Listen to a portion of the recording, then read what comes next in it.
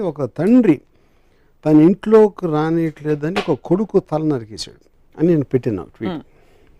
ఒకవేళ తన కొడుకు తల నరికి తర్వాత ఏంటి విషయం తెలిసి తన కొడుకే అని తనకి తెలిసి దారేపో ఏనుగు తల నరికేసి ఏనుగు తల పెట్టేశాడు. ఏనుగు తల పెట్టి మనిషి మీద పెట్టే శక్తి ఉన్నప్పుడు తన కొడుకు తలే పెట్టచ్చు కదా, మళ్ళీ ఏనుగు తల ఎందుకు అనేది ఒక ట్వీట్ పెట్టాను. నాకు గణపతి కథ అలా చెప్పారు. ఫస్ట్ శివుడు అనే దేవుడికి తన కొడుకు తనే తెలియదా ఒకటి, అది పక్కన పెడదాం. ఒక చిన్న పిల్లడు లోపలికి రావద్దు అన్నాడు, తను అటాక్ కూడా చేయలేదు. నన్ను రావద్దు అంటావురా అని తల నరికేస్తే నాకు తెలిసి తాలిబాన్ కూడా చేయలేదు, కానీ మన దేవుడు చేశారు.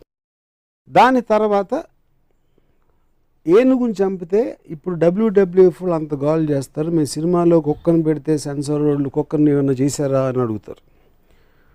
ఏమి